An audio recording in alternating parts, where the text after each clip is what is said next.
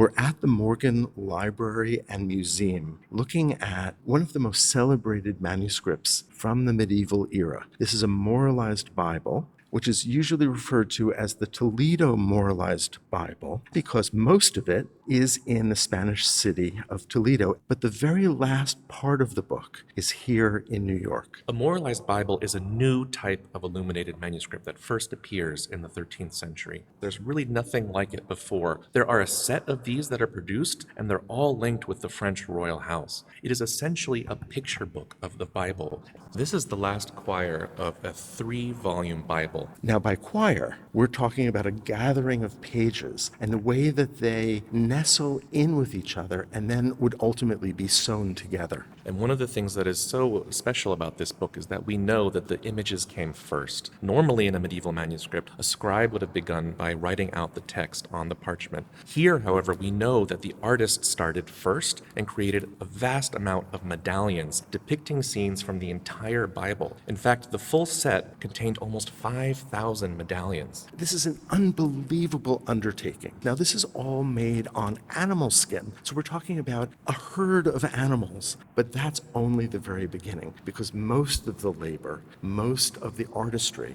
is in the text and especially in the imagery. The core unit of a Moralized Bible comprises 4 parts: a biblical verse or excerpt, a roundel that illustrates that biblical excerpt, and then directly below a commentary on that biblical verse, and then an image that illustrates that commentary. This is the last chapter of Apocalypse, the last book of the Bible. You see John, the author, speaking with an angel, and the angel is telling John that you have to persist in the presence of evil. And right next to them you see a couple embracing. This couple is depicting carnal sin. And to the right of that couple you see a Dominican monk walking out of the scene, ignoring that sin. In the commentary image, you see another scene of preaching in the face of evil. You see a Franciscan monk preaching to a group of people, while a soldier looks on menacingly with a sword. At right, you see a scene of martyrdom. A man is praying with his hands raised, indicating that he's maintaining his faith, even though he's about to be executed. And above them, you see the souls of the saved in heaven. And the artists were really trying to add visual interest to these scenes, even though there were thousands of them. And one of the great things they did is they made visual parallels between the pair of roundels. So you could see the figures on the left are in a dialogue with each other, and the figures on the right are looking outward. And in this way, the artist is drawing connections between the two scenes and encouraging the viewer to make these interpretations on their own. And you can actually see in the very last image somebody who may be an artist, may be a scribe, but on the page we can clearly see medallions that have not yet been painted. Only 2 pages in the Bible don't take this format. The first page, which is a great frontispiece showing God as a creator, and then the very last page, which is the end of the manuscript and forms what could be thought of as a pictorial colophon. A colophon is a scribal statement that says something about the circumstances of a manuscript's creation. And this page doesn't have any text on it, and yet it tells us something about how and why this manuscript was made. You see 4 figures arranged in a grid, a queen and a king, and then 2 below, an advisor and a craftsman. We can speculate that this Bible was commissioned by Blanche of Castile for her son Louis IX. Louis IX is one of the most renowned French monarchs. He's known as Saint Louis. He was canonized, that is, he was made a saint soon after his death. And he's quite famous for bringing the crown of thorns to Paris and building one of the most opulent treasure houses for that holy relic, Sainte-Chapelle. And his mother is no less famous. Blanche was an incredible woman who was born in Spain as the daughter of the king, and she came to France at the age of 12. When she was in her 30s, her husband Louis VIII died, and she served as Queen Regent of France, while her son Louis IX was in minority. And this manuscript was created probably during her time as regent, and we could speculate that perhaps she commissioned it as a gift to her young son upon his coronation. He was 12 years old at the time, or he may have received it as a gift when he assumed his majority, when he turned 20. So let's take a close look at those figures, as was intended. I think it's pretty clear clear that we're meant to begin with the queen. Well, she's certainly the starting point, just as you would start reading any page from the upper left corner. She is also shown in a gesture of active discussion. She's clearly one of the moving forces in this image, and that fits well with what we believe the historical circumstances of this manuscript's creation were. She was almost certainly the commissioner of this great project. And she's shown here speaking to her son, and that's probably telling us what she intended to do with this Bible, to provide her son with the knowledge that he needed to rule as king. And remember, this probably happened while she was serving as queen regent, and her son was just a teenager. A teenager who was about to take over the governance of an entire nation. And so she was encouraging his training, not only in biblical literature, in its meaning, but especially in the moral power that it could convey. King Louis is shown not with a full beard, but just a little bit of hair on his chin.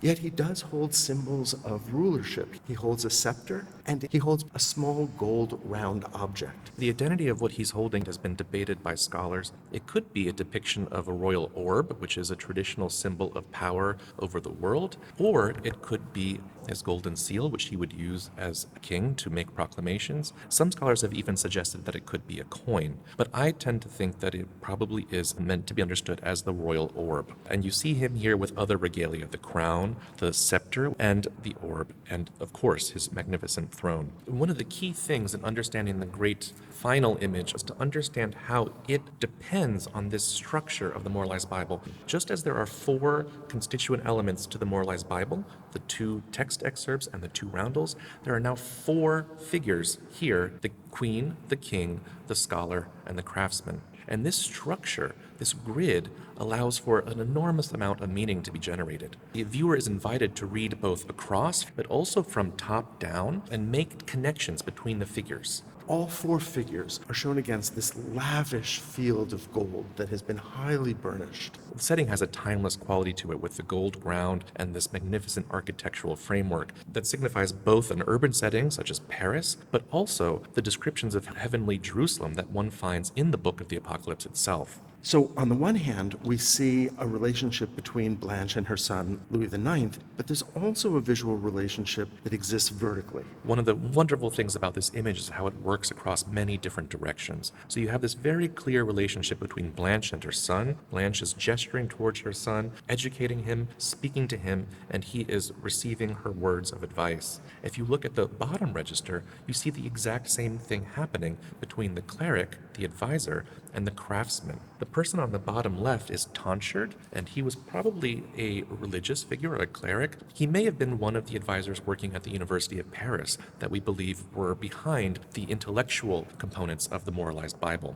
A team of theological advisors probably worked together to select the appropriate biblical passages and to compose the moralizations or the commentaries on those passages. They also probably decided which scenes should be illustrated and may even have indicated to the artists how to illustrate those scenes in particular. And that's what we see in the bottom register of this colophon. We see an advisor gesturing towards a craftsman, just as Blanche gestures towards her son. He's probably explaining what he should be filling in the blank roundels that are on his page. Now, the identity of this craftsman has been debated by scholars. He could be a scribe writing in the text, or he could be an artist adding in the underdrawings of the roundels. Just as the scholar is telling the craftsman what to do and he's executing it, so too should Louis be enacting the very advice that Blanche is giving him. And the parallel continues. While Louis holds a scepter and perhaps an orb, the scribe or artist also holds 2 objects. In his left hand, he holds a knife. In his right hand, he holds a quill.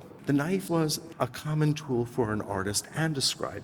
So when you needed to correct something, you would use a knife to scrape away at the vellum to literally erase that error. And the 2 together, the knife and the quill, are symbols of careful production. You have both sides of the equation, the action and the editing. Looking carefully at these figures, they are so elegant. They're slightly elongated, they're quite thin, and there's a very fine line that's been used to describe them. The drapes fall in almost curlicues at the hem. You can see she's wearing an elegant floor-length red dress that's lined in green. She has a large blue cloak that's lined in ermine, and she has a white veil, which could be a symbol of her status as a widow. She's also shown as particularly pale, with strikingly blue eyes and red lips. These are probably not signs of her actual physical appearance, but rather idealized depictions of feminine beauty.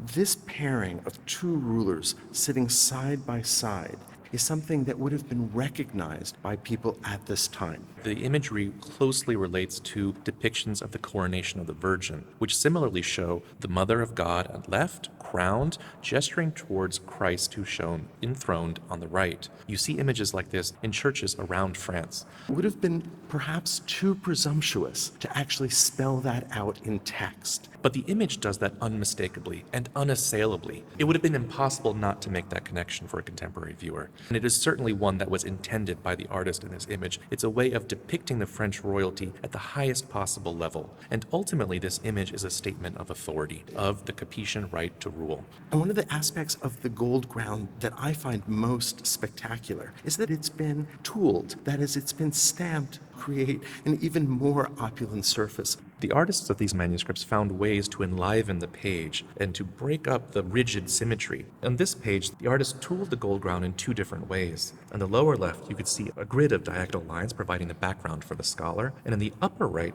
you see a much more florid, winding tendrils behind the depiction of Louis. This no doubt suggests an idea of flourishing, of life, of thriving. And this idea of alternating decorative motifs carries on throughout the Moralized Bible itself. If you look carefully at the arrangement of the medallions, you notice that on the left column, there's a blue background, the medallions themselves are red, and the trefoils between them are also red. That shifts to the opposite case in the right column. You have a red background with blue medallions and blue trefoils. And this alternating of red and blue colors, which is a key characteristic of Gothic illuminations, also happens in the depiction of the clothes between Blanche and Louis. She is wearing a red dress with a blue cloak, and Louis is wearing a red cloak with a blue tunic. And that is another way that these figures are linked to the underlying structure of the Moralized Bible itself. And it's a reminder of the precision and planning that went into this book. This would have cost an unimaginable amount of effort and money and time.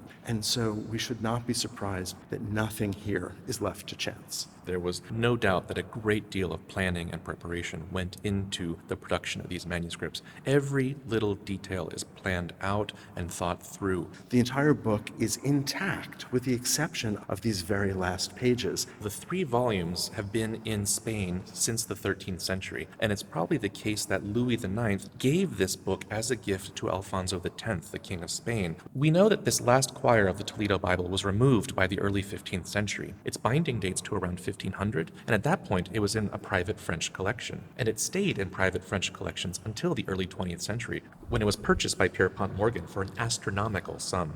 And we have accounts from the 15th century onward of visitors encountering the Moralized Bible and describing it as one of the most spectacular Bibles they've ever seen. Several people, in fact, describe it as the most luxurious Bible ever produced. And when I stand here in the Morgan Library, I can't help but agree.